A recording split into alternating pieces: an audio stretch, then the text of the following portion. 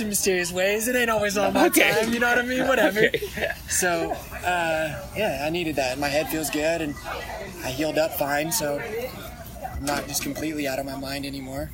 If you had crashed and hit your head again, that might not have been good. Like, it's a little bit safer probably to be this far out, right?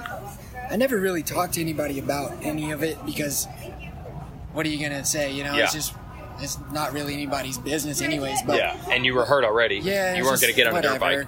But I was in the second concussion I had it really did like mess me up. And I was mentally in a weird place after that one because it was emotionally everything. I was just weird for a while. It just, I don't know. It just messed me up. Oh, okay. Worse than I ever let on. Even when you're talking to the people you're living with, it's like, they don't get it, you know? So, so you're pretending you're fine. You're acting kind normal. of. It's like they know I'm not, but it's not the same, you know? Wow. I was just in a weird place. I needed these months to get right.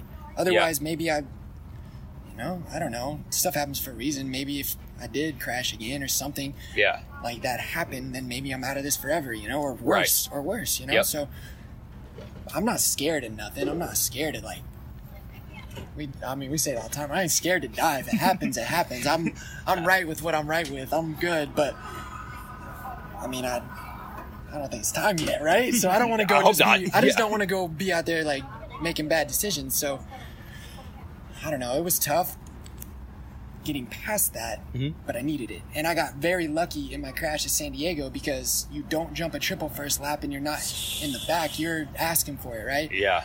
And I got lucky. It was, I think, Ben LeMay. Obviously, you're already committed. You're going to jump it. Yep. But it just skimmed my helmet with his, forks.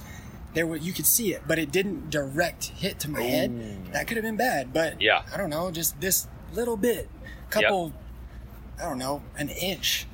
Make a huge difference. And, yes, I broke my arm. It was painful. I fractured some stuff in my back a little bit, whatever. But that stuff heals. Brain stuff's scary. And it changes you, too. It makes you into a different person for a while, so. How are you able to even tell what's that and what's just, look, you're hurt, you're on a team that you haven't been able to race for, you're probably bummed and depressed and in pain because of that. How do you know what's that and what's, no, this is concussion talking now. I've done this so much. Okay. Unfortunately, I've been hurt, and I've had to, because it's tough to keep bouncing back from everything, you know? Right. We do it, you know, but we do it because, I don't know, you just can't be a punk and just lay there and you hit the ground, you can lay there and cry about it, or you can just figure out how to get up, you know. And one of my best friends in the world, standing right next to me, has been through more than damn near anybody, you know. So having that around you too, you just know, what are you gonna do? You can't cry about it, right? At least, take your time and get over it, but you have to just keep going. Everything's fine eventually. That right there is Justin Bogle. We're standing outside of a restaurant in Huntersville, North Carolina, not too far away from the Auto Trader Yoshimura JGR Suzuki team headquarters, not too far from where I live. When I started this Exhaust podcast, Justin Bogle was on my must-interview list. He's one of the most articulate riders in the sport. He seems to have a completely different perspective on life and a lot of different background, I think, than a lot of the riders. And really, he's just well-spoken and unique, and I knew that if I could get him in a one-on-one conversation, it would make for a really cool show.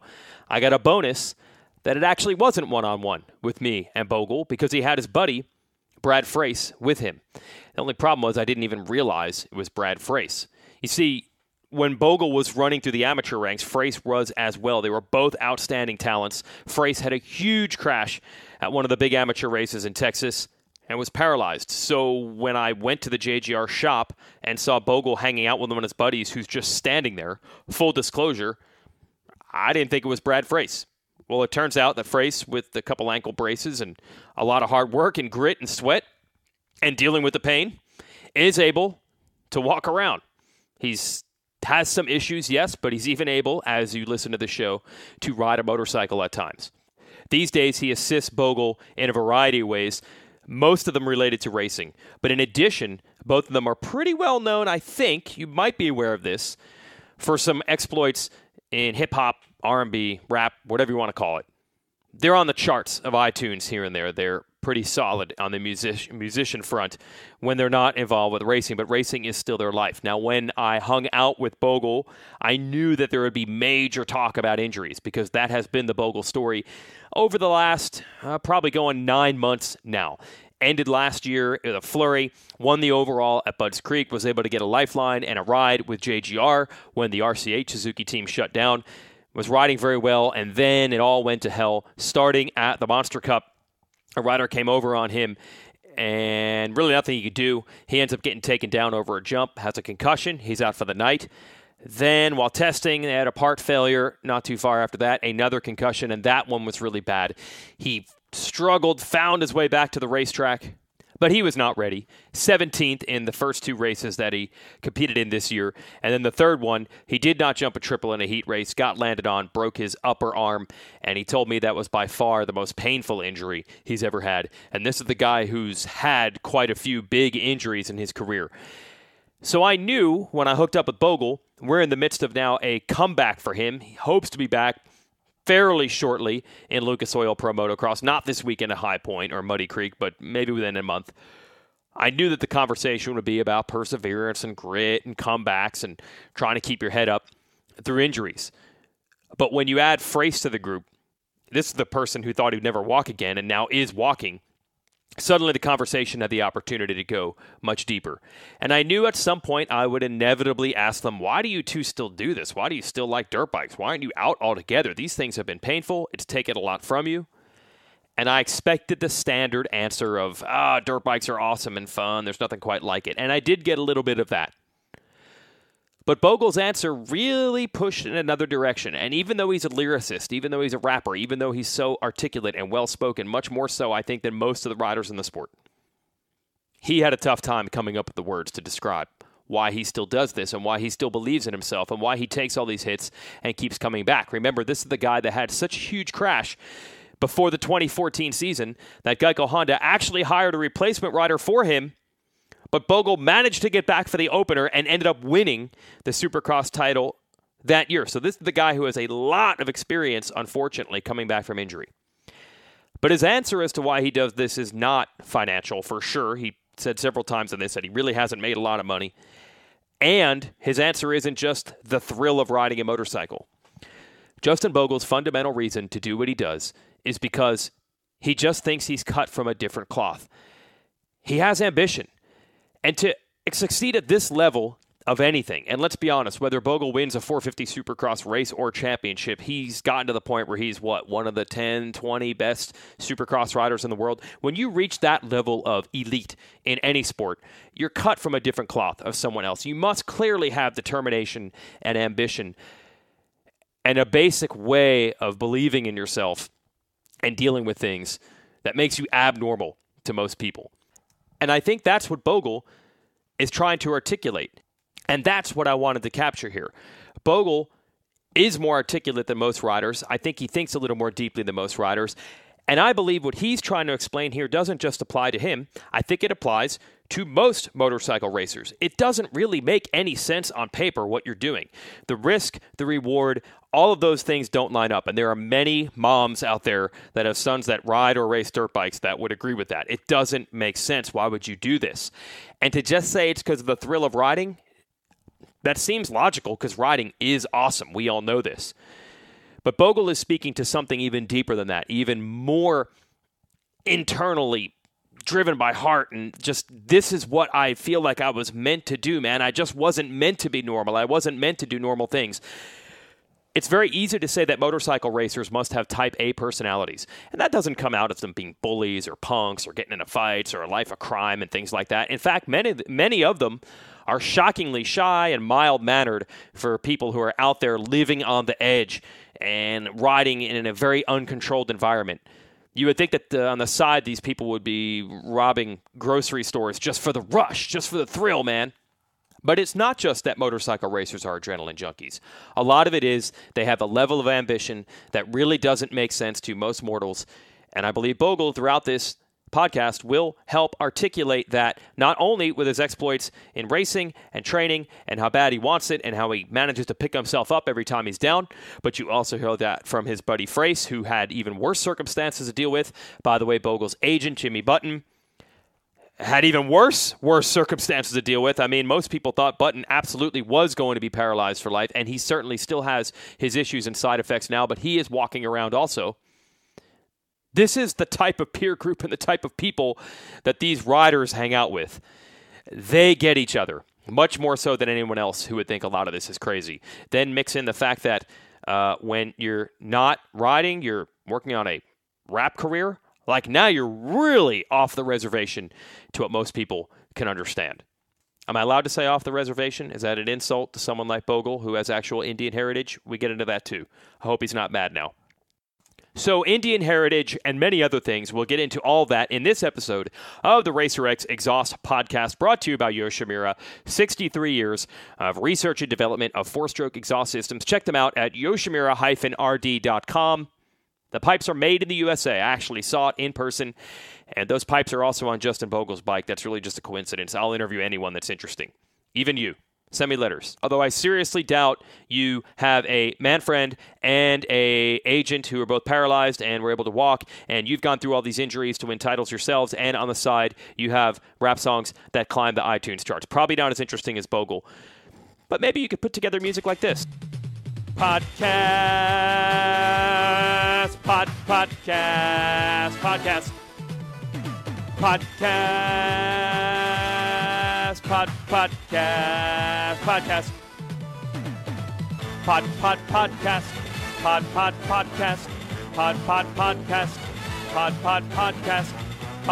Podcast. Podcast. Podcast. Podcast. Yeah, how about that? Stick that in your iTunes charts. Anyway, Bogle, let me give you the brief lay of the land here. So Frace, that's his buddy. We eventually started to know Frace for the aspiring music career, but he's obviously pretty knowledgeable on moto. He has a B-class championship and more at Loretta's and a lot of other amateur titles as well, so he knows moto well. Bogle kind of brought him on and said, hey, help me out maybe with my social media, because now Frace is doing not only music, but also some pretty good photos and videos also. But because Frace is knowledgeable, he's around to trying to drop some hard truths on Bogle. If he says he's not riding well that day or he's not training hard, Frace is there to say, man, go. Work harder. It's all good. And that's when Meanie Jeannie Carmichael, who also works at Bogle down there in Florida, isn't doing the same. So there's really no rest for the weary and no opportunity for Bogle to feel sorry for himself, because he's got the Jeannie Carmichael on one side, he's got the Brad Frace on the other. They're constantly keeping the I feel bad, I'm too tired to ride or train today. They're keeping that those thoughts completely locked out of the program. And then there's his trainer, Corey Wharf.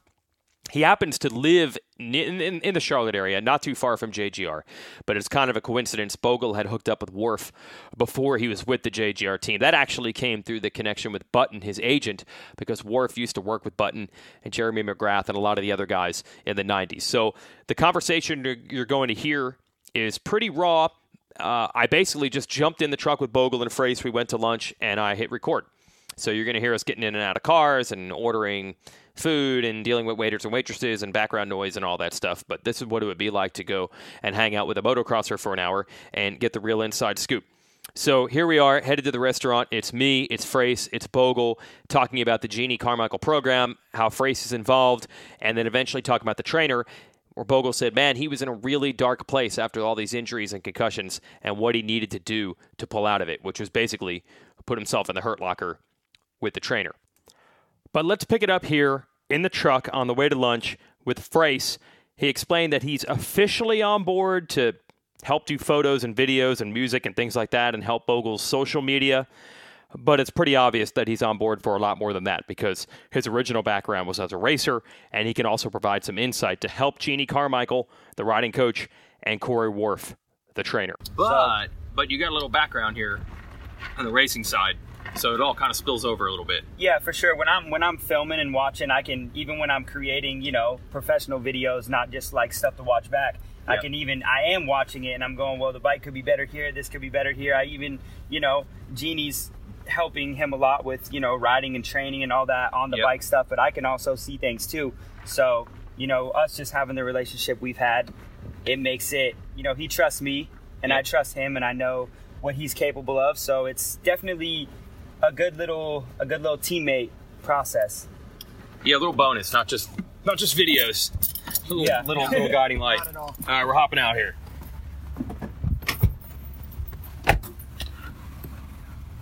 Yeah, so you don't even know the area that much. You're not here that often. No, not at all. The bad thing with this is I don't Obviously, from my last few years, I don't have the budget to pay this man what he's worth. I see. It's pretty. Your stuff is good, is what he's trying to tell you. A lot of it's invaluable, you know. Right. The other stuff is really important too. So you get an extra set of eyes out there to help on the riding side. So yeah, what is the setup down there? Your trainer's here. Yep. So down there, it's the Genie program. Genie program, but I'm FaceTiming and on the phone with my trainer multiple times a day. We call him Dad because he literally calls us and just he makes sure that we're right. But he's grilling this guy too. Oh, for the truth. Yeah. Yeah, you're a witness.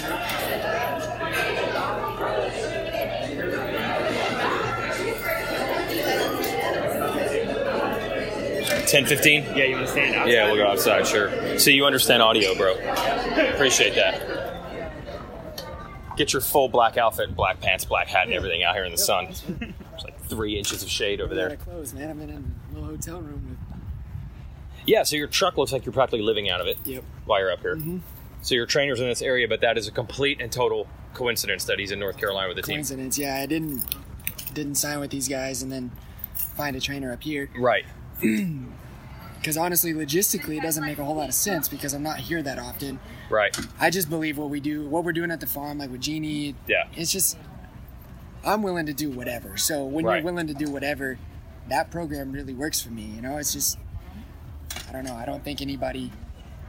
There's a few guys that probably do as much as I'm doing, but there's not. If anything, it's a couple guys. Right. I believe that. You're at the top of the work thing. Yeah, there's nobody doing more or more difficult stuff. I don't think. You told me this story about just you were not feeling it, so you just went into the hurt locker with the trainer up here and just lived where? On his couch or something ridiculous? I literally, I was in a pretty weird spot there for a little bit. After the arm, I was kind of going through some personal stuff too. I was just not in a good spot, right? And I just moved to a new place. I'm down there by myself. It's just can't really do anything, can't really train. So I'm kind of going down the rabbit hole a little bit. Yep. And I talked to him and he was like, just come up. Just drive up. We don't need a plan, just come up. So shout out to him. Seriously, him and his family, his wife, he's got 3 kids. So I drove up, spent 5 weeks, I think, in his spare bedroom. How old are these kids? They're like, who's this weirdo guy? 2 twins that are 11, and then their daughter, I don't know, she's a teenager, but... Right. They weren't creeped out? No, they... Okay. No, we're like family at this point. Okay, so all right. It was good, but it was awesome that they just let me come and stay, and he spent a lot of time with me because he has a business, he has a gym, he's working every single day. Right. But he spent a lot of time with me for those 5 weeks or whatever, and I'd wake up, go to the gym, do my stuff in the morning, come back, go again. Sometimes I would go 3 times and only come back to take a nap, you know? Really? People would say they're doing stuff like that, but I was really doing it like 3 times a day, man, like going hard too. So I didn't get a day off for that whole time, probably 2 months, doing something. Gym every day. Just whatever, but it was awesome. I needed it. I needed my brain to be elsewhere too and not be thinking about stuff and get out of that mode of like, you can start feeling sorry for yourself pretty easily. Mm-hmm. And it's embarrassing when you do that because it's not, like as a man, you just can't, right? You just keep going and everything works out. Right. But sometimes you need a little help and the people around you can kind of help lift you back up. And that's a good thing too about bad stuff is it reveals who's going to do that for you. You know? Yeah. It's not a lot of people, but when you have people that will, it's a beautiful thing because it's not easy to come by that. So, I just hurt locker for a while, and then this guy flew up. He actually did some work for the NASCAR team with JGR. Oh, cool. Some film stuff at Talladega. From Talladega, he flew to here. Charlotte, Yep. And then we drove back, and let's get it. It's time to go. Start riding, start easing into it. I didn't really get to ride. I was corner track for a little bit, but it was good. Fitness-wise, is it actually better to have done all this time? Because usually you're compromising, right? You're riding, you're traveling. When you're riding and racing, you can't do much. So not racing and not really riding for a while. Yeah, it was good. And like we were talking earlier, is being able to heal up from everything too. Yeah, it was so important because I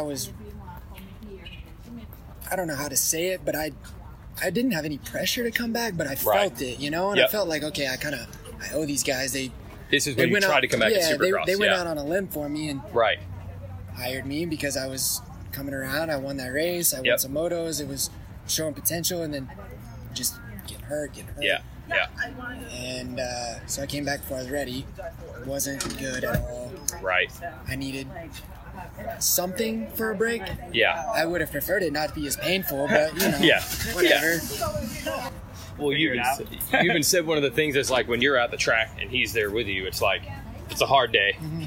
You're saying, all right, yeah, fine. It's hard. Go. Do it. Exactly. I mean, not every day can be easy. If every day would be easy, then it just wouldn't, everything would be perfect always. Yeah. It can't always be perfect. I'm surrounded by some tough people, right? Yeah, Jeannie's gnarly. We know this. Jeannie's gnarly. My trainer is gnarly. Mm-hmm.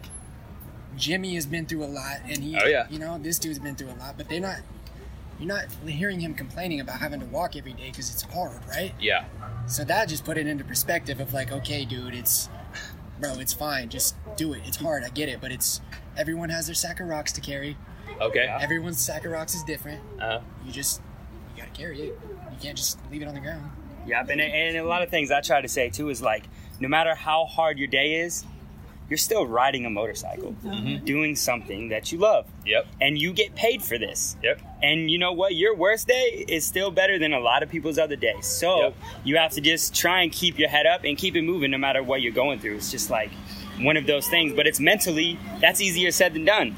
You know what I mean? It's easy to say that and be like, oh, yeah, it's great. Let's just keep going. When you're like, oh, my, like this is hard. It's one of them things, too. Like the Monster Cup one, that one was not awesome either. Party at 3? Yeah. But you can bounce back from that. The Monster Cup one wasn't so bad.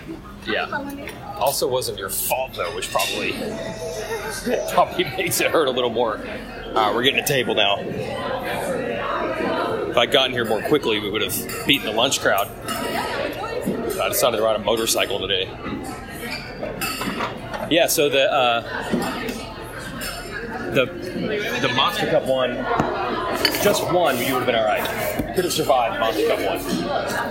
I would have been all right with just a Monster Cup one. Yeah. Wasn't my fault. Stuff happens. Whatever. Had I whole shot that race, I wouldn't have been in that situation. So okay, I can deal with it. Okay. But then I had a bike issue that was not anyone's fault. Just stuff happens, right? It's a motorcycle. Yep. In a rhythm section on a Supercross track, you're not going to come out of that in a good spot. Right. That one was not good.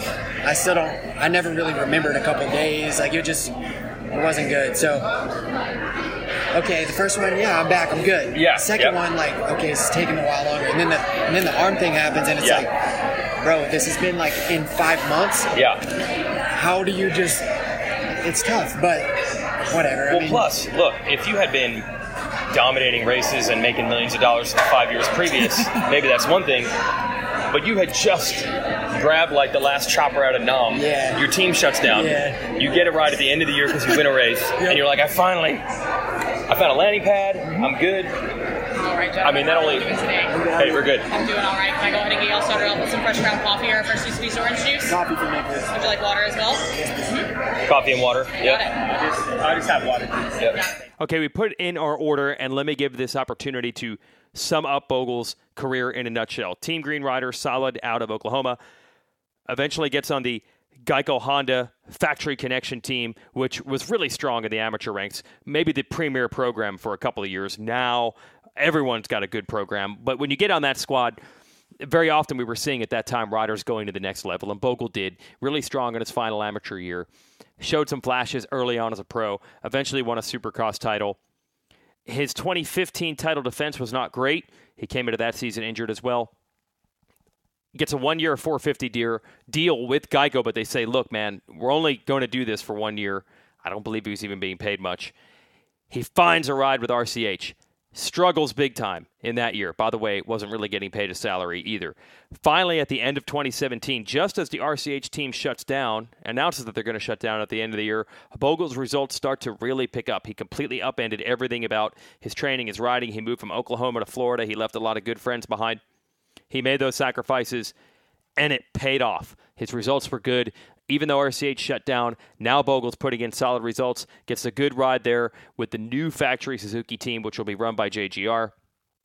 And then he basically can't race because of the injuries.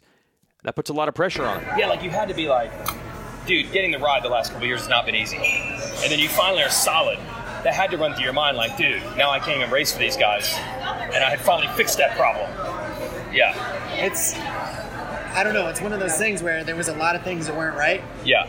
I needed just to make a lot of changes, a lot of things, and I really, really respect and care for everyone that was on that team. Yeah. It's been that way with any team I've been on, really. Yeah. Like, I've got a great relationship with all the guys at FC, all the guys at RCH, but those dudes could have been, like, they could have treated me a lot differently because I was doing really bad. Okay, you're admitting that. Yes. Straight up. I mean, obviously, I mean, they weren't paying me, but regardless, they're putting a lot of effort into it. And, you're on the team. I'm not doing good. So they brought me in, and it's like, how can we make this better? Right? So I really respected them for that. But fast forward a little bit, I win the race. I know everything's done. I kind of had this deal worked out even before Budds Creek. So everyone kind of thought I won Budds Creek and then got it, but it was... You were probably headed that way? Yeah, I mean, I got the call before Budds Creek. So. Oh, okay. Just made them seem really smart all of a sudden. Exactly. You're welcome. And you gentlemen have dined with us before. Awesome. Well, welcome back. My name is Justine. I'm going to be one of the servers taking care of y'all today. Okay. Would you like a few minutes to look everything over? Yeah, take as much time as you'd like. All right. When you go to restaurants, can you just do normal stuff, or does everything have to be like carefully analyzed? It's got to come from these food groups. I'm just eating eggs and stuff, you know. I'm not really doing nothing too crazy. You don't have to be super ridiculous, but you're not just going bacon and pancakes today? A lot of my problem is, like, I just have to eat more because I'm so skinny. But really? Just naturally, I'm so skinny that I have a hard time doing that. So I don't have that problem where I have to be, like, super lean or worry about that. I mean, I don't eat terrible, but I have to eat more than I would think I do. You're looking for fuel. So is that what your trainer has said? Like, eat more. It's been a lot of it. He yells at me daily for it. Oh, really? So you got to stay on top of this? Yeah. Get him to eat? I get texts from his trainer all day, every day, too. When he doesn't respond, when Justin doesn't answer him, he's calling me. So then I have to middleman it and kind of be like, he's eating. Yeah, he's still riding. Yeah, he's still working out. Yeah, he's still doing this. Like, he'll answer when, he can take a breather for a second. But you shouldn't have brought this dude on. You can't hide now. For what? So that I can't hide? That's what I want. You don't want to hide. You want to be responsible. I even tell everyone, like Jeannie, whoever, like, don't treat me like differently because you think I might not be whatever. Treat me like you would treat your own son. Like, I don't know. Like being gnarly, it's fine. Yeah, Bring the truth. Let's do it. Like, I don't know. It's in there somewhere. Like, it's hard to get it out yourself, but don't be easy on me. I don't want that. I'm not here for that. I'm not here to train to be 10th, you know what I mean? Like, if I happen to get 10th, cool. Yeah. But I'm not working for that. There ain't no way. I do way too much. Give up way too much. Yeah. It's hard to bet the farm on just being cool with getting 10th, you know what I mean? I'm not really down with that. Right. Yeah, but that's what makes us gnarly. Like, even, you've had a whole nother situation of, like, you could say dirt bikes suck because you've been hurt. But even other interviews I've done, heck, I talked to Dungy like a month ago, and it's like, even when you're winning, there's so much pressure that it's hard to tell yourself, hey, I'm getting paid money to ride a dirt bike. Life is awesome. You would think if you were a kid, you could never be depressed. Oh, yeah. If you have a factory ride, how could you ever be bummed? Yeah. But actually, it's almost hard to be happy because every day you're competitive. And unless you're holding the trophy right now. But at the same time, that's what greatness is, right? Like, that's what drives you, That's greatness. You're not going to make everybody happy, and it's not going to be easy. Yep. It's going to suck really bad. Yeah. And you just have to make sure that you have the right people around you to remind you that this is what you've wanted to do since you were born. Yeah. So, I don't know. And that's with anything, though. Like, with him learning how to make music or the videos and all that stuff. It's just, you're wired different than certain people. Like, certain people just don't have it. Yes. You're just wired to keep going and just figure it out. Figure it out. That's all it is. Well, I think it's ambition. You just have ambition where each day you're like, how can I do more? How can I improve? How can I come up with something new? I don't think anybody is born with talent or any of that. I don't believe in that. Okay. I think I was blessed with opportunity, and I was blessed with great parents and a great family that was willing to do whatever. And but do it in the right way. Where like I went to school, I had to graduate. My dad didn't. Regular school? Yeah. What? I walked across the stage. No way. Cushing High School. What? But I think you're the fastest. Yep. You're the fastest high school grad. Definitely. Maybe there's one other out there. I don't even know. But did it the right way. But I think I was blessed with opportunity and just I don't know, the way I was raised. That's kind of why we're on the same wavelength. It's kind of come from similar situations, same kind of upbringing, but it makes you tough. But it also, we didn't do without support. You know what I'm saying? Yeah. Maybe we didn't have awesome stuff growing up, awesome bikes and stuff, but we had a support group, which matters. You weren't racing to pay the mortgage. None of those gnarly, ridiculous stories. I didn't get free bikes really until I was like 14 or 15, And right. And then I rode for Extreme one year. Yep. Lost my ride. Didn't even have anything for the beginning of the next year until I started winning again, I know how it works. I've done this so many times. I know how it is. It's not going to be it's very rare. There's very few people. Even in Bogle's best season of his career, which was 2014, it started out terribly. I remember getting the phone call from the Geico Honda team owner, Jeff Myshak, saying, hey, Justin Bogle went down super hard, dragged a peg, scrubbing a jump. He's out. He's done. We're actually going to bring Blake Wharton back to the team as Bogle's replacement because there's no chance that Bogle will make the 250 East Region opener at Dallas. But Bogle did actually make it back to the 250 East opener at Dallas, finished a quiet 5th, built his results as the season went on, and then the Monster Pro Circuit Kawasaki team had a disastrous run of injuries. That was when Adam Cincerillo started out winning the first Supercross of his pro career, appeared to have that title on lock. He got hurt. Blake Baggett was in the hunt for that team. He got hurt. It was Martin Davalos' title it appeared to win, even as Bogle was getting better and starting to put pressure on. And then Davalos had a crash late in the season. And that suddenly put Bogle in position to win the title in a championship that he probably shouldn't even have been competing in. Those are the kind of ups and downs for Bogle, and we talked about that right here. Your story, not to rub it in, but dude, even the championship year, even that started with, they hired a replacement rider. I remember talking to Myshak and being like, we're hiring Blake Wharton because there is no way after this crash, Bogle will not be back by Dallas. And you got 5th or something. He was there too when I did it. Oh, so really? He saw it. Yeah. The crash. Right. He was there when I wake up and I'm starting to throw a fit because I'm realizing what happened. Yeah. And I'm mad because I was like, in my head, I'm winning this year, right? Yep. And that happened. So he was there. He saw it. He didn't think it. So even the best situation you've had, you even had to overcome. It's a beautiful thing, right? Okay. All right. It really is. You can look at it a couple different ways, but it just, I don't know. This stuff's preparing you for life anyways. Life ain't easy. Certainly life ain't easy, and that's, I think, why Frace and Bogle work so well together, because these ups and downs for Bogle, well, let me just tell you Frace's story here real quick. So a really solid amateur rider. As Bogle will mention here, in 2010, they actually split titles, 250B, stock, and mod. Frace won the stock class. Bogle won the modified class. Frace also raced that modified class that Bogle won. Let me just give you the top 4 of that 250B mod class in 2010. Bogle won it. Kyle Peters second. Jesse Nelson third. Brad Frace fourth in the class. Justin Hill 7th in the class. Jesse Wentland, Bryce Stewart. These guys were all in the mix.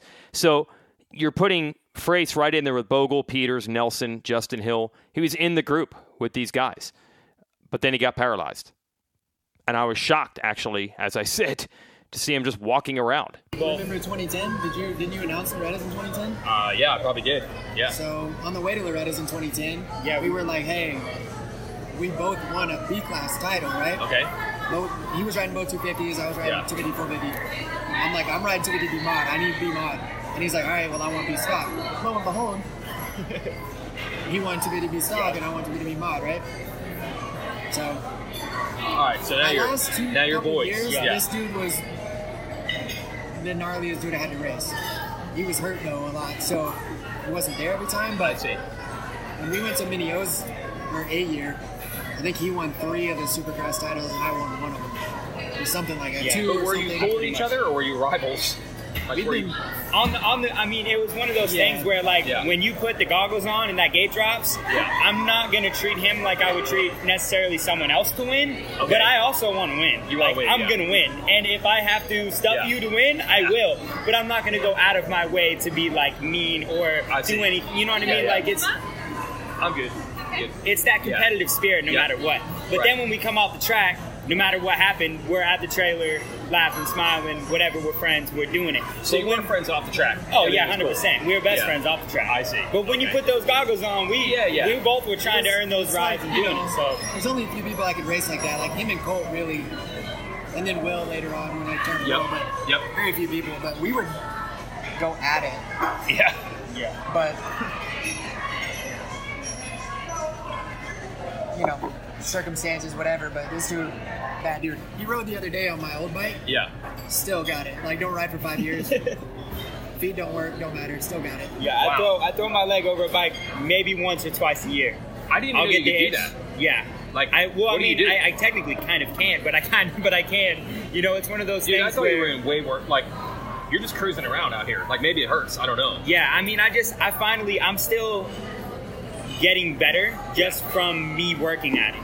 Like, I don't necessarily get more movement or more anything like that, but my muscles that do work get stronger, and I work on them. And now that I'm around his trainer, I'll be sitting there, like, just watching him work out or filming, and he's like, "Why aren't you working out?"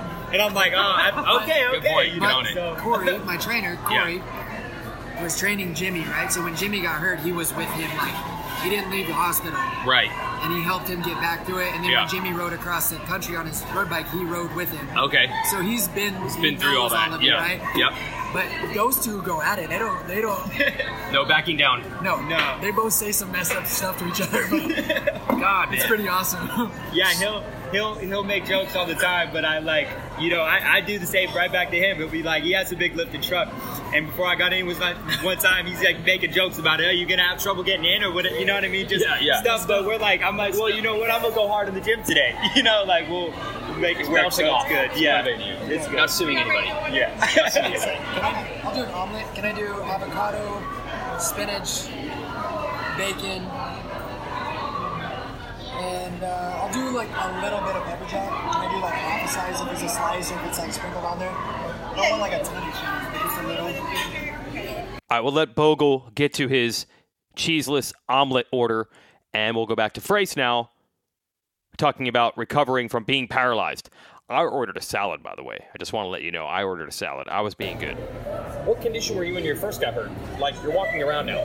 Yeah, I mean, I walk with assistance still. I just actually upgraded to a new set of braces, and Osser, I did not even notice. Which is they actually just kind of hooked me up with CTI and Osser is like kind of a under the same tent. So they're kind of helping me out with that and sending me some products. So shout out to them.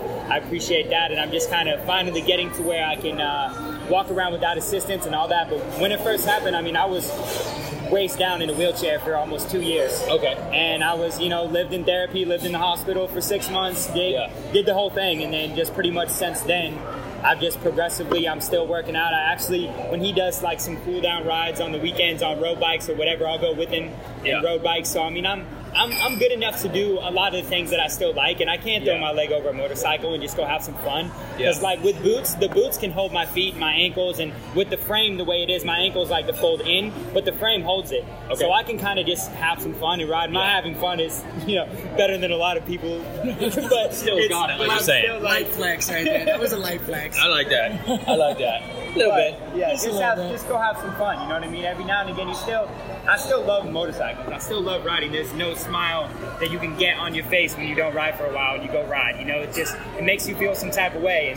And I wouldn't ever do it seriously anymore. Yeah. But every now and again, I'll get an itch and be like, I'll go do some laps with Justin, or I'll go ride around, and it's it makes me happy for a couple days. It's weird because I think other guys have gotten paralyzed, and you think of all the other things that suck. Mm-hmm. But what hardly ever gets brought up is, by the way, that'll be the last time you ever ride a dirt bike.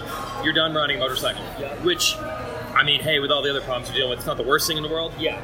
But that was like your way of life. That's what you did. That's what you were good at. That's everything. Your pride. Yep. So it's cool that you can you got a little taste of it still. Yeah, for sure. And I mean, it was definitely hard right when it happened. Yeah. That's when I found music and really put everything into that. And then with him, that was always our fun. After racing and after riding and everything that we would do, even at nationals, we would do this thing called Rap 30, and people called us the Rap Pack. I'm honestly surprised you hadn't heard of it, because we would go around and have like a massive crowd,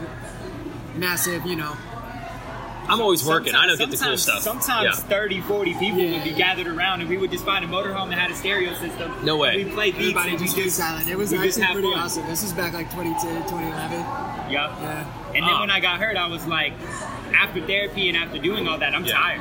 Like, I can't physically do anything. Right. But I can learn how to play a keyboard, and I can learn how to make beats, and I can record myself, and I can do it, and I figured it out. And then we met a couple people. We met Garrett Merck, which is one of my great friends, and we made the Packy MH album, and all of that came together just from Rap 30, from the Jamie Laura at the time. She called us the Rap Pack, because we always, were doing that. So then it kind of turned into, he was Early Morning Hustle, and we were Packy MH, so it kind of all came together, and I worked on that, and then put my focus, and then as the years went by, then I started taking photos, then I started being like, watch this kid make a video, and I watched him shoot it, and I watched him edit it, and I literally thought to myself, I could do all of that better. And then I tried it, and then it kind of has all turned into what it is now, where I'm making music, I'm shooting videos and photos, and I'm helping, with riding, with training, with just the whole, it's kind of like a big circle, you know what I mean? And just trying to combine everything that I love into one thing and trying to make it happen and make it work, Dude, it's the best combo, though. Because how many people have... Okay, so you're saying social media side might help. Might be good to have that. Yeah. But you're usually not bringing in someone to help with that has anything to do with riding. Or anything to do with training. Let alone a dude who's... You guys were buddies the whole time. Yeah. But when you do that, too, it's got to be natural. Because you can tell when people have other people doing it. No one else does my social media. I do it. Yeah. But... So but if I do it bad, all right, that's on me. Whatever. But for the content, you need someone to do that. You can't do it. You can't ride and take photos. No, you need someone to you need someone to do that. But, Yeah. So figuring out a way to do it where you don't come off corny with everything, because that's the most important thing. Is like, all right, your gut's not gonna lie to you. If it don't feel right, don't do it. Or you'll tell them. Yeah. You'll know. Well, and we'll try stuff sometimes, and we'll watch it and be like, no, that ain't really? That's not it. But then we'll do, certain things for sponsors, and we do it, and they're like, this is funny and awesome. We love it. We post it, and then they love it, and then it's like perfect. I see. Yeah, so you have to find ways with YouTube and with all these things. Everyone is exposed 24/7, no matter what you tweet, what you post, what you video you do. So for us, it's like we love making music. Yeah, because the defense I've always made have got like, okay, so you got this, or I interviewed Cole Steele the other day and he was drifting, and then I think people are getting better, but I think at first people are always like, oh, dude, you're not focused. Well, I feel people have gotten smarter. No, for sure. Yeah. But my defense is always, dude, you can't train for 14 hours a day. But you're saying, if you've done gym, riding, bicycle, you kind of can. You can do 14 hours. I mean, you're not just non-stop going, but... Yeah. It takes all that time. Honestly, like nowadays, like maybe I'm not in the gym or like physically training, but I'm doing something to try to get better. If it's some kind of recovery, something, whatever it is, something. Well, you hit the nail. Recovery is what I'm getting at. I'm getting at well, part of the deal is that they have to just sit down when they're done. But you're saying mentally, it's hard to. It's just with music, it's tough. The way it's not going to just happen. It's just you kind of got to dig a little bit and find stuff, and you don't really want to do that if you're trying to say, so it's not as hard anymore because we're getting better, but I still need a couple, like a day or two. I don't, you know what I mean? So I don't get to make a lot, but he can just be making beats every day. It's easy for him now. He just got it down. So there's a bunch of us in the little group though, like the crew, so send beats to certain guys that he works with or certain people, and it's fun. I can give my input without being like fully immersed in it. Okay, yeah. So do you think that's because it takes so much out of you mentally to be able to train for the first 10 hours of the day? Look, being creative is not easy. It's not something you can schedule. You can't just say from noon to 2, I'm going to, in my case, write an awesome story. In your case, write a song. Yeah. So is that it? Like, it's hard to just say, okay, 5 o'clock, now it's time to write music. Yeah, don't work like that. No, it doesn't work like that at all. Especially creativity hits you when it hits you, too. And it's easy to get frustrated with that because, like, it is a release for him. to be like, I want to make music. I need to get my mind off some things. Yeah. But also, it doesn't always happen though. It doesn't. No. And when you're making music, sometimes you pull, when you're trying to write something, you have to pull from dark places. You know what I mean? And mentally, it's not always great to get your mind into that place and then go to bed and then wake up and be like, I got to be positive and go race today when I'm talking about this scenario I didn't necessarily shouldn't have had my mind go into. Hear that? You want to hear Bogle going into a place that he shouldn't go into mentally when he's thinking about riding? He's got to compartmentalize this on the side. Here we go. This is Legacy, Packy MH. You can follow this on Apple Music or Spotify. I'll spell Packy MH, P-A-K-X-E-M-H. That's how you can look up the music. You'll find some old stuff, but they've got new stuff coming this summer, including this. If I die right now, got nothing left to lose. Hey, look what I'm willing to do for it. Tryna hop up in a new Porsche, 'cause Lord knows I'm due. If I die right now, I got nothing left to lose. Look what I'm willing to do for it. Tryna hop up in a new Porsche, 'cause Lord knows I'm due for it. If I die right now, I got nothing left to lose. Look what I'm willing to do for it. Tryna hop up in a new Porsche, 'cause Lord knows I'm due for it. Lord knows I'm due. So Lord knows I'm due for it. If we die right now. And for me, when I'm making beats or making music, I have to be conscious of the beat I'm making will exude different emotions for him. So if the beat sounds a certain way, it's going to put his mind into that type of darker place, right? If the beat's happier and more, or if I do the chorus. I do the chorus already. Right. I'm creating the content that his brain is going to think of, and then it comes from a great place. You know what I mean? So there's a lot more that goes into it than people think, you know. And the best musicians are making music all day, every day, and writing every day and doing this. Where him, he has his job and his thing he needs to focus on, so he can't always be pulling from these emotions and from these things, and it's not always great to do that, you know. That's why, like, when every album comes out, the interviews are always about this gnarly dark time. Yep, exactly. And the album is a reflection of the gnarly dark time every time. Yep. So it's a breakup or business deal, whatever. This or that, exactly. So you can't really be keyed in on that all the time. You got to learn how to spin it and make it cool too, and that's like difficult, you know. So that takes time. But do you get heat from anybody?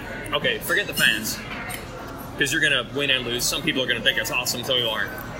Any business-wise, team sponsors, has everyone understood it? They're like, dude, this kid's not focused. Pretty good.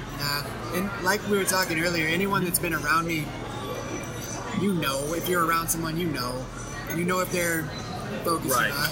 Right. You know, so I don't put out much stuff. You know what I mean? No, it's not like I'm. Well, I have to say, like, you're saying Brad's helping your social media, but it's not like you're epic on there. It's not like there's 8 Instagram things a day. No, exactly. You just don't have time when you're doing it right, you know? Right. But it's cool, though, because, like, I get really inspired about, like, Dunge, right? Because with Dunge, it's not like he was just exceptionally blessed with talent or anything. Yep, but made it happen. And it makes it easier, too, because he was down there and he was in the same area that I'm in now, whatever, like, in the training in the same place. But you think about that? Like, hey, Dungy was getting it done down here? Yeah, but also it's just, it's inspiring, too, because, you know, he was just so disciplined and just didn't, you know what I mean? He could stay focused or whatever and just stay just disciplined, which is the biggest thing. So that stuff's inspiring to me because anyone can be sick for a little bit, but it's a different deal to do it that way. Sustain it. Sustain it. Yeah. Keep it moving. Well, I think there's a little... I think part of that I've been realizing is, like, paranoia can help that. Yeah. Like, never feeling like you made it. Never feeling like you're good enough. But that's that part I said where it sucks, though, because, like, sometimes you'd be like, I want to think this is awesome. I'm getting paid to ride dirt bikes. Yeah. But as soon as you get to that point, you might lose that. We actually have that conversation. Not all the time, but, you know, every now and again. It's like when you're a kid, right? If you told your 12-year-old self you would be a Supercross champion and you would ride for these teams, you'd be like, we're awesome. Yeah, we get it. Done. And then you win that championship, and the year after, you're down in the, you know what I mean? You're depressed and you're going through it, and you're like, how can I be?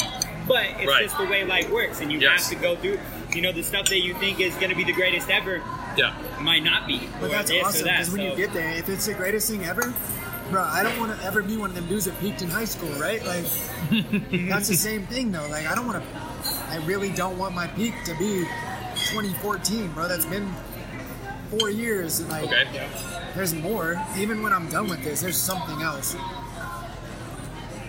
This is it right now, but... Is the music, is that something you like, or would you really say to yourself, hey, when I'm 34 or whatever and I got the time, I really want to go max in on that, or is it just for fun? I love it. Yeah. So I probably would. Yeah. But I mean... But you're not counting the days till the time. No, not at all. Yeah. It's just what I've loved it since I was a little kid, right? Like, I was the weird kid walking around with my big headphones on in school, right? Like, before it was cool? In my high school, I was 9th, 10th, and 11th grade school pictures. I literally had an Eazy-E shirt on, right? In my school pictures. So, whatever, being a kid, but I've just always loved it. So, eventually I will do it. Because I believe I can do it, right? That's the other thing. It's like I go through all this stuff and we have all these problems, but still deep down, I just really believe in myself. So, maybe it's not perfect, but I'm going to figure it out. And that's a lot right now is like, he wants to be the number one guy. Train as hard as he's training, be at the farm. He literally sold everything he owned and moved it to Florida. Yeah. He doesn't have a house in Oklahoma anymore. He doesn't have a house in California anymore. He literally said, this is it. I want to put my all into this and go. Yeah. And it's like he doesn't want to go race and get 10. He wants to win. He wants to be, you know what I mean? That's what his focus is right now, and his whole program is proving that that's what he wants. He could come back and race whenever. You could always race when you're hurt. You could always do this, but for yourself and your pride and your confidence, you want to be a number one guy, and he believes that he is. And the program is definitely showing that right now. That's an interesting thing, though, because it's not like a fear of not doing good. Yeah. It's just, I know what I'm capable of, right? And it's just frustrating when you're not there. Yeah, but you still believe it. Yeah, and it's not like I'm making $1 million a year, right? I'm not. A brand isn't betting the farm on me, so they're not like, hey, I don't care if your arm's falling off, you need to get out there. Okay. And I've done that. I've done that plenty. How's everything, guys? Love it. Yep, thank you. Okay, the crazy thing, I did not know this. You were telling me, I did not know you are part Indian, literally part Indian. That does not result in tax-free casino money and big outside sponsorship. Honestly, for an athlete. If anyone hears this and they have any info, hit me up, because I would love it. But no, I trying to take advantage of this. Oh yeah, of course. Yeah. Anybody wants to invest in a casino or something, let me know. But yeah, I don't know if it's just certain tribes get certain stuff. Right. It just depends on the size of the tribe and whatever. But yeah, I don't know. There's not a whole lot there depending on which one you are. The tribe I am is, there's, I don't know if there's too many people or what it is, but yeah, definitely don't get any tax breaks or nothing. I wish. And RCH even tried, because they had the casino, unrelated to you. You weren't on the team at the time, but they had some connections. They gave it a shot. They brought you, hey, look who we got. We got a racer who's got some Indian blood. Like I said, though, I needed to be winning. I wasn't winning, I don't know. Outside sponsors are a very tricky thing in this sport. They're very tricky. Yeah. But okay, when you guys do the stuff you're trying to do, and you've always been, you have a unique personality. You're not just a robot guy up there. Bogle's got his own thing, his own style. Fans complain the interviews are boring or things are boring, and they're like, well, the teams don't let him say stuff. And I'm like, honestly, they have to get the things on the podium, mention some companies. Yeah. But I don't think the teams are that bad with, don't say this, do say that. Don't offense anybody? Yeah. A lot of guys just don't have personalities. It's just normal to not really... The teams are not telling you to... Nah, a lot of guys really... You don't. I mean, you're secluded in your little area doing your thing. You're not... Your whole life. I went to school, dude. I had to deal with it. I had to deal with trying to talk to girls. I had to deal with getting messed with by, the bigger kid that played football. You know what I'm saying? It was just... Yeah. I had to deal with all that. So I think I navigated a little better without going through those social things, you're not really going to have a personality because you're not going to know how to deal with it. And when I was young, I was really bad at interviews. Okay. I had like, I don't know if it's because my voice has been like this since I was a little kid, and And it totally is, right? This is not an injury. This is not a. Since I was born, you know. So Right. I don't know if I was subconsciously just a little held back a little because of it. Okay. But once I got a little older, I don't know. I just got better at it. So, but I enjoy it. Did you have high-pitched kid voice with the raspy? It was just raspy. Just raspy. It honestly, like, it changed a little bit, but not a lot. Really? Yeah. So what you're saying is, you just develop, like most people do, personality quirks here and there. Maybe some of the other dudes haven't. I don't know. You know who you are, right? At a certain point, you start to figure yourself out. And it's just going through life. And like I said, I'm not gonna go up there and embarrass everybody because, like, my gut is gonna tell me what's right and wrong. You know, so I can't go up there and embarrass everybody. But that was the one thing I really, really respect. Obviously, like Ziggy and Jeff and everyone, but my Jack was really, really good about that. Yeah. He really appreciated it because I'm like, I don't know what I'm doing. Like, you're telling me this, but I don't know. I'm just doing whatever. What, the personality? Yeah, just. But you weren't doing it on purpose. No, but I'm making sure I'm kind of, thinking of people I'm thinking because I am appreciative of it. I know how much time everyone's putting in. Right. And I know how much it costs to go do this. So I know it's not easy, but I'm just kind of being me, But we have not reached the point, unfortunately. I think people are they don't bag quite as much on the you shouldn't have hobbies. I think, and they like, because I think social media has led people to think, I kind of like when there's depth there. More to it. But we haven't gotten to the point, that's not making you money. Your agent, Jimmy Button, can't go out there and be like, my guy's cool. My guy's doing music. Give him more money. But does it help? No, but with that being said, if you're winning, maybe it does. More so than the other guy that's winning. Because I've been doing this for a long time, and I do have a great fan base for the issues I've had and how much I've been out there. I really do. So I see. I don't know. It's not like I'm trying to do anything. It just happens. But that's you got why a feeling maybe that it's helping? I don't know. I think just because I'm myself. Yeah. I'm literally a normal human being. So I think that's all anybody really is asking for. Yeah. Like, people love McGrath. Yeah. And he always said, just be yourself. But we've had this conversation too. Yeah. MC wasn't like super polished in interviews. He wasn't. No, really he not. He was just naturally cool. Yes. He was naturally himself. Yep. That's all it is. Yep. He didn't have to force it. And Ricky was just naturally himself. James was naturally himself. Yes. These guys that helped, they were just that. They weren't trying. Naturally, yeah. Yeah, it's not like you could put your finger on anything McGrath said or did that was crazy, controversial, gnarly, interesting.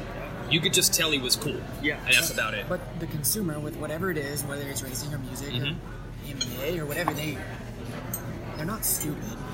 They know when you're trying or something, and you can't force that because it comes off wrong. You can try to build that and it's not right. It's just, I don't know. That's what I think. So I don't really worry about it. More of that than ever. I don't really worry about it too much. Like, I'm not going to be on there being a jackass trying to make my fan base bigger on Instagram because, whatever. Yeah. If it's meant to happen, it'll happen. Yeah, so your agent's Jimmy Button, which is a unique situation. Okay, so most people don't have a guy hanging out with them doing music on the side that also raced. And then most people's agent didn't also race. And like you're saying, unfortunately for you, you can't whine about anything with these two guys. Fortunately. Yeah. But it sure sounds like this thick and thin, man. You've mentioned this roller coaster that you've been on. Is your guy. Man. I haven't made Jimmy Button money at all, really. But he I love that guy, though, Like, he helps us both out. He helps him out. He helps me, whatever. Like, I don't know. It's just, he sees a lot of himself in me, I think. Okay. Because he was right there before it happened. Like, he was right there. Right. Kind of about where I'm at right now. So he hasn't made money. You haven't made him money, but, if there's a breakthrough, suddenly he's got a valuable commodity that everybody else has been like, but sorry. I've always really respected him the way he treated me. Yeah. And I felt like he respected me. Yeah. Because you can tell when someone's in it for something else or whatever, but I started meeting with him before I even turned pro. And I didn't sign with him for, I don't know, 3-4 years. Like, I just was like, it ain't right. I don't need something like that right now. Yeah. I'm not going to get much more. I was never the highest paid guy on FC either. Nowhere I've ever been. I really haven't done that great financially as far as that goes, but I haven't been stupid, so I'm good. Right. Now, it takes winning ain't cheap. You know what I'm saying? So to do it right. I could do this and be fine, but whatever. But Jimmy goes hard for me, and I appreciate that. It was an incredible feeling crossing the finish in Colorado last year, that first moto. Yeah. Because he hadn't been to a couple rounds, and he was there. And he was there. First person I pulled up to off the track, and we were both just, it was awesome because he was the one helping me move to Tallahassee, find a trainer, do all this stuff. He was the one that was like, hey, this is the apartments that I looked up that I think they're good. Yeah. Jeannie went and checked them out for me. So I don't know why, but it's really hard for me to complain when I reflect and think about things because the people I do have around me are such good people. Yeah. And life, the universe, God, whatever you believe in, has a way of removing the things that aren't right if you're listening, right? So positioning people as long as your heart's in the right spot. I've had great people, dude, and it's been awesome because it's not been easy. The hard part Justin is referring to here is the essential breakup of this really strong group of Oklahoma riders who are riding and training together and having some success. You had Trey Kennard, Jimmy Albertson, Benny Bloss, Colt Nichols, Bogle. Austin Faulkner was actually out there quite a bit. A lot of them working under the guidance of Robbie Reynard, riding at Reynard's track, riding at Kennard's place. That's a really good group of talent and some diverse personalities. Seem like a really fun group as well. But they've all gone now their separate ways. Trey and Jimmy are retired. Colt now spent a lot of his time with the rest of the Star Racing riders under the tutelage of Gareth Swanepoel with Star Racing. Reynard and his wife Ashley Phillips, who does the podium interviews at Supercross, that had to be tough on Justin Bogle to leave them because he still really gets along with them. But he had an opportunity to go to Tallahassee. His start of his 2017 season was not good. His team was folding. He needed a ride. He needed to try something different in a desperate hour. He took that opportunity, and it worked. But it certainly was not easy telling everybody, sorry, I have to leave. Well, yeah, but what's tough is you had a really cool thing going in Oklahoma. There was a good group of you guys. I'm sure you got along with all these people. That probably wasn't so easy to just say, guess what, man, it's not working. I got to get out of here. You probably love those people. Robbie and Ashley. Good. We're good. Yep. Robbie and Ashley are family, for real family. My dad was out there the other day building his fence around the track because he had to reroute the track a little bit. So the Oklahoma track. Yeah, at Robbie's. Right. Yeah. At Robbie's, and you're not even there anymore. Like Robbie can just call him and say, "Hey, can you come do this? Because you have a welder." And my dad will be like, "Of course." Right. But you're not even there Robbie, anymore. Yeah. Me and Colt both. Robbie really was a big part of it for us. Yeah. He did so much for me that I couldn't even repay him for it.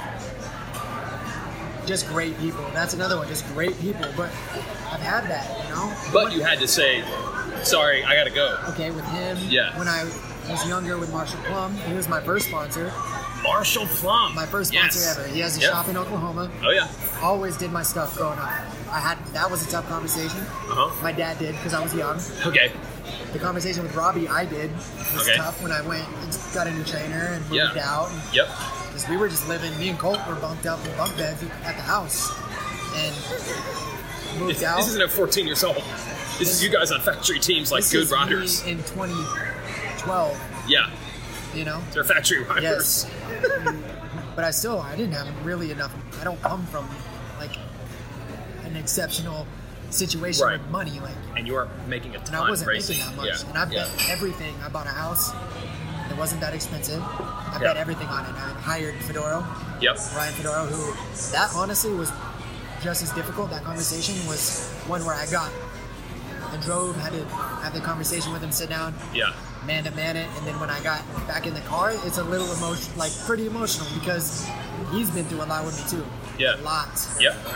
But still to this day, I can call him and he'll do anything for me. Cool. So for some reason, like, I don't know, it doesn't always work that way. I've been lucky. With building relationships with these people just from time and going through stuff. I don't know. I don't know how it's happened, but it has. You know? Well, maybe because you man-to-manned it probably helped. But I mean, that's just stuff you learn growing up. Is that the way for you? Sure. Yeah, I'm so sorry. Would you like some more water? I'm okay, thank you. Yeah. Any to-go drinks? Okay. I don't have any cup holders, bro. Yeah. And I don't know. Maybe so. You know, you treat people with respect and you get it back if they're good people. You know, that isn't always how it works. But No. the respect thing goes both ways. And Were you at the point at the end of Supercross last year, or a little bit before that, when you moved, where you were like, look, like, were you like, this might end? Like the results weren't awesome. Were you like, I gotta take a Hail Mary pass here and go for it? I remember literally getting in my rental car in tears after one of the races. I forget which one it was. Yeah. And I was just like, I do not know what to do. Yeah. Because I was working hard. The way my body is, the way things are, I needed adjustments to my stuff that were just way different. Way different, right? Yep. The stuff that worked for Ricky or certain people just aren't what I need. Yeah. But I was working hard, but I was just damn it, dude, what do I do? Yeah. And I talked to a lot of people, and I think that's a big part of it too, is I got respect from Ricky and from Kyle Bentley and all the people at the team, because they knew I wasn't just like, okay, whatever, I've got a ride, I'm chilling for now. They weren't giving up on you. They weren't giving up on me because I wasn't giving up on myself. Yeah. And I was like trying, I'm like, hey, can we all meet and just anyone help me figure this out? I have to figure this out. I can't do this, but I'm not doing it. Someone help me, you know?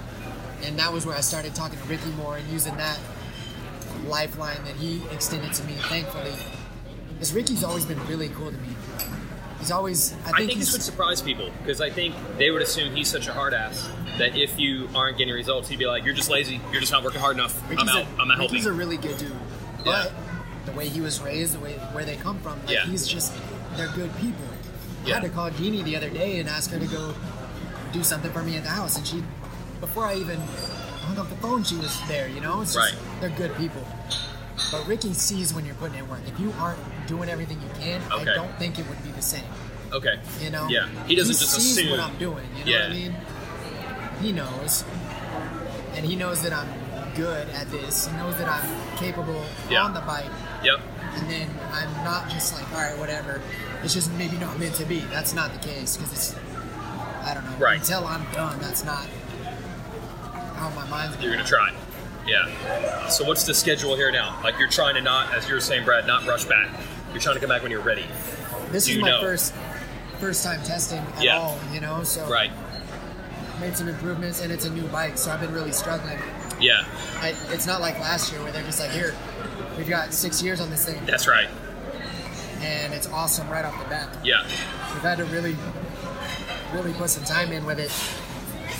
So it's not easy too, and you can't just come back and say, it's just not the way it works. And people don't get that. They'll be like, oh, why aren't you racing? I can see you. But, I mean, I don't really worry about that stuff anyways, But you learn the hard way. If you wing it, it could go really bad. If you're not ready physically or the bike's not ready. I've done a lot of dumb shit. You know? Straight up. Straight up. Excuse my French. I've done a lot of dumb shit. So, just not knowing though, you know? You just, I don't know. Yeah. My family didn't do this before. Like, I don't know. Right. But I'm learning. I came back in 2012 in outdoors. I rode for literally less than 2 weeks after I had my knee worked on that summer. Yeah. Came back, worked my way up to like 4th, I'm chilling, and then I got like 12th. Last 10 minutes I was dead. It's just not how it works, you know? We talk about it. I could go win, I don't know, just jump in the Reddis and be fine, go 20 minutes. Yeah. This ain't the Reddis, bro. This ain't not Reddis 30. at all. No. Yeah. So, you're going to be back when you're... I'll be back when I'm ready. When you're ready, I'm not going to wait around too long. I don't want to be... I'm not like... dodging anything or waiting. I'm just... I have a plan. If it needs adjusted, then okay, we'll adjust accordingly, but... How do you not put pressure on yourself to be like, look, dude, the season's only got, whatever, 9 races left. How do you divorce the two things? And not be like, I just need to get out there just to get a ride and fight. Just, like I said, I've done it. Because you know that's not going to work. I've done it. I know that doesn't work. Yeah. If I did that right now, somebody could punch me in the face. because I didn't learn my lesson all these times, you know? Okay. And honestly, like, what's the worst outcome that's going to happen? The team's not going to pay me? Yep. You'll take that. This is my favorite thing to say. This is why you don't buy Benz. You know? Because I can pay my mortgage right now. Okay. And as a man, I know what's right. And I don't want to be in a situation where I have to do something it's not right. And that I know isn't right. I don't want to have to do that. So whatever, I'll do without and be... Still working? I'm done. Yeah. Still okay on drinks to go? Yeah, we're good. We're good. So you're not stressed on it that much. But also, like, they're not putting pressure on me either. And luckily for me, the team, we've had people filling in and guys that are really good too. Yeah. So it's not like we had Phil that was like 7th in points. Like, right. You know what I mean? So it's been good. They haven't been pressuring me at all, which like I said earlier, I'm very thankful for that because they could have been a lot different about the situation and they haven't been. So yeah, because as we had said before we started this, you hadn't worked with them before. If you had been 3 or 4 years down the road, like you were with Factory Connection, 1 year is one thing. But they could be like, look, we don't know anything about this dude, and maybe he's just doesn't want to race. Well, that's the thing. They don't know me. They don't know what I'm doing, really. Like, it's not their job to worry about that. Their job is to make sure that everything's good so we can go be competitive, right? Yeah. My job is all that other stuff. I don't care if anyone sees it. It doesn't matter. Yep. It doesn't matter if the fans see how much work I'm doing. Who cares? It don't matter. It don't matter at all. Only thing that matters is on the weekend. And if I don't deliver, then okay, back to the drawing board. We'll figure it out. That it wasn't it. Yeah. I don't know. They could have been different about it, so I'm thankful. You guys, my last thing is, okay, so you've had all these ups and downs. You've had the worst of the ups and downs, practically the worst. Could get worse. Could get worse. Could be worse. How do you guys still like dirt bikes? Like, there's got to be times, I would think, where you could be like, this sucks. Do you get to that point? You know what's weird is when I was a little younger and I was dealing with it, like, oh, I can't get a ride, or I remember one point when Mathis was tweeting that I was asking for like $800K, and I'm like, bro, I'm dead ass asking for a motorcycle and a ride to the races. Yeah. And it kind of turned some people off on me with that, but that time period, I was like, this sucks. Yeah. Like, what do I got to do to get it, you know? And then I came back for those last few outdoors that year on the 450 that I had never raced. And I'd spent all summer not training like I should have been because I was hurt. I was in a weird spot. And I wasn't old enough to handle it like an adult. And I came back straight off the couch. And I was up front, but I was making mistakes because I didn't have 35 minutes in me at the time. Right. That's something you learn from too, where you take advantage of the off time. But those times, you're like, this stuff kind of sucks. Now it's, you go through it, you have to get over the stuff. I went through like I said, I went down the rabbit hole of just, I don't know, not really confusion, but just like questioning stuff and can I bounce back from this too? Like, I don't know, like I don't feel right, things ain't right. But I don't know. It's just... You just like it? I mean, not really. I don't know what it is. That's not what it is. I don't know how to describe it. Like, I don't know, man. I just got faith in what I'm doing. I got faith in myself. I'm praying about this stuff every night. Like, I don't know, dude. I know that I'm meant for more than just being normal. Whatever it is that is, I don't know. I'm not supposed to just get a job. I just know that in my heart that whatever it is, I'm not. Same with him. He could have just got a job. Yeah. When everything went bad. But it's just not, I don't know. I'm not wired like that. I see. It's not going to be easy. And I don't know. All the bad stuff happens for a reason, right? Maybe I'm supposed to learn all these lessons that I'm not going to learn otherwise. Or I get my confidence really quickly, right? So maybe I need slow it down a little sometimes. All right. I don't know, whatever it is. But I know just the main thing for me is it all happens for a reason. I know that's super cliche and sounds whatever, but I believe it, so I don't care. What about you?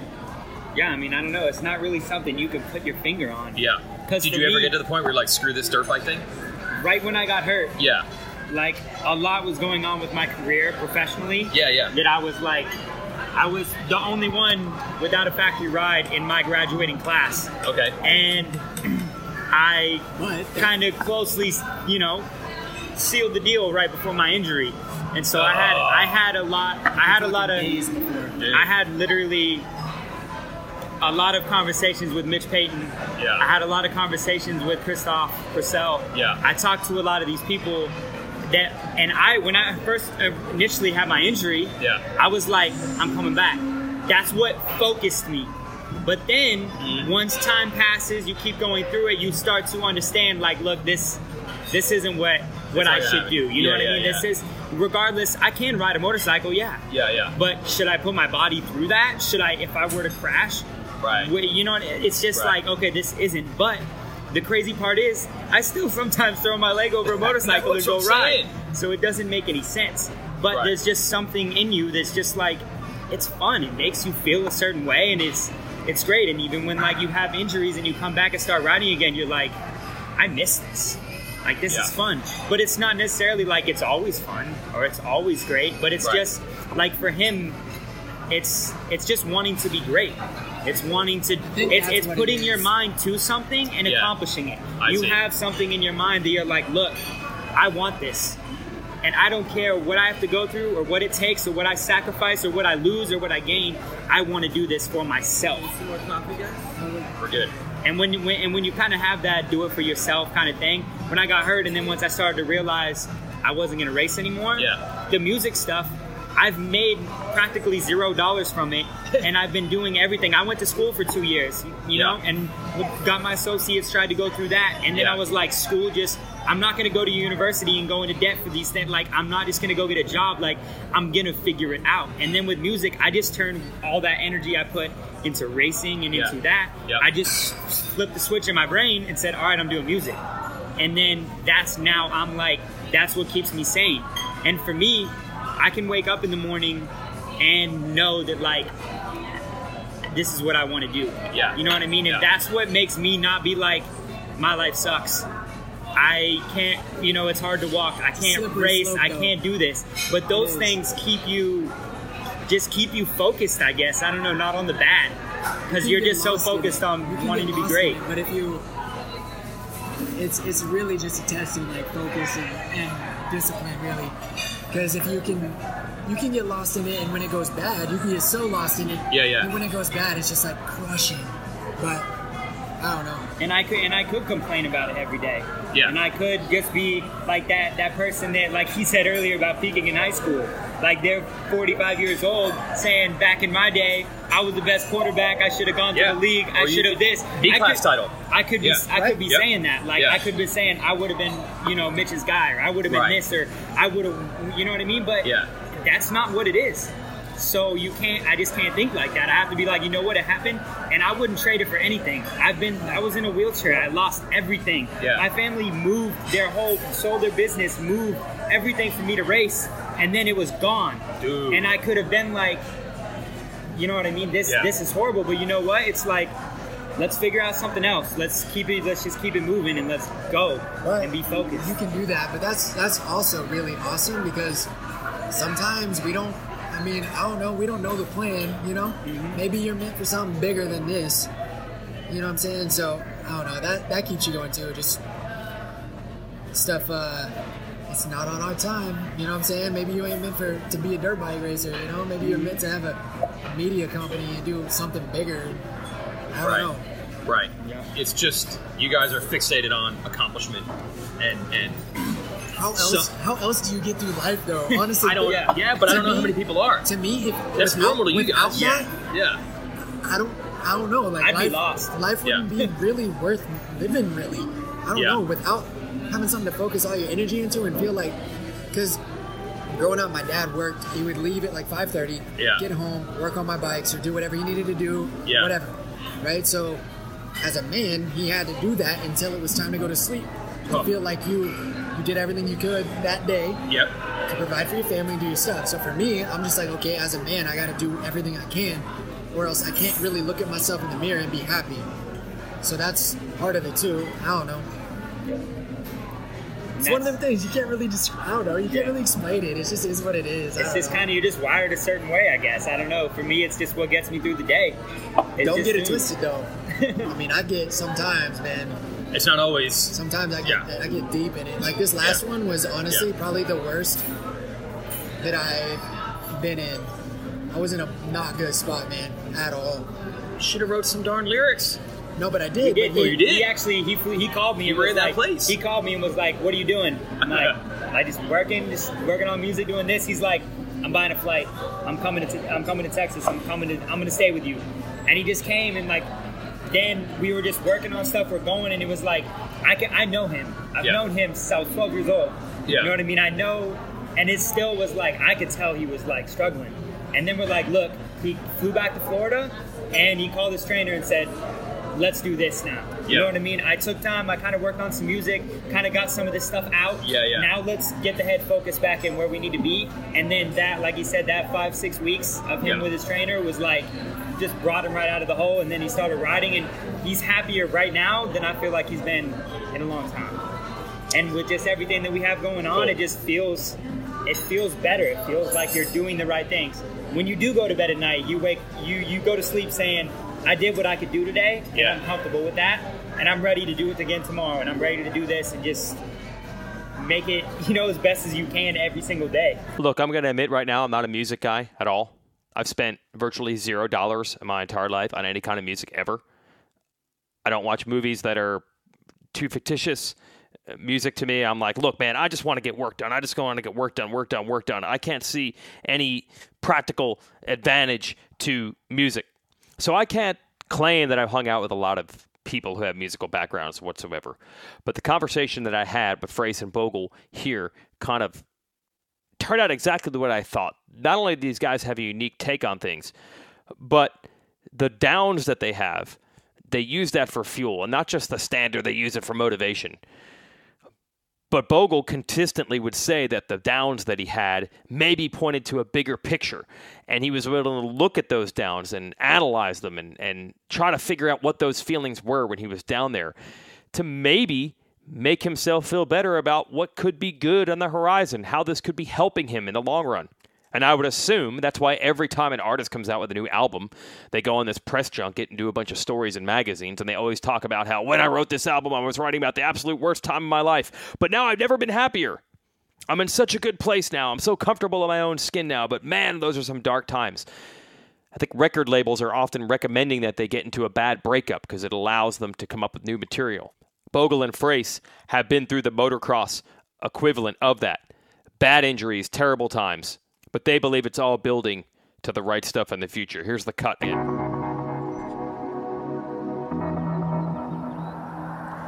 Podcast.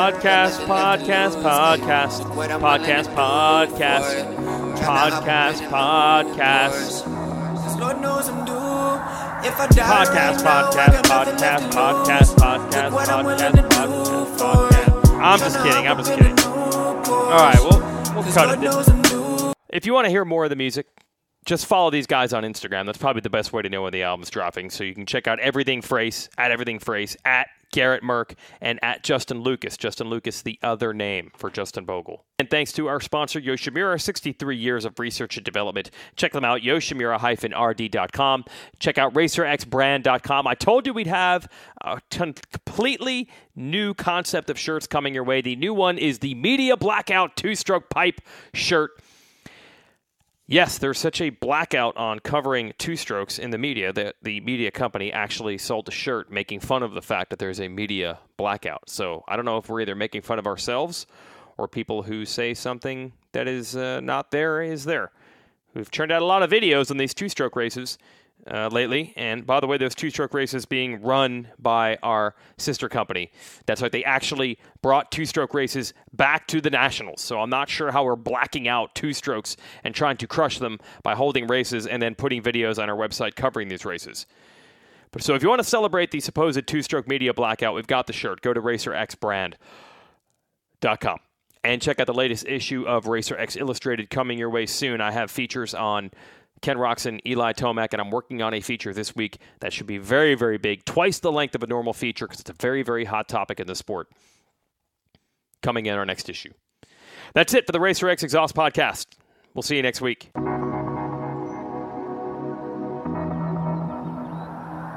If I die right now, got nothing left to lose. Ay, look what I'm willing to do for it. Tryna hop up in a new Porsche, cause Lord knows I'm due. If I die right now, I got nothing left to lose. Look what I'm willing to do for it. Tryna hop up in a new Porsche, cause Lord knows I'm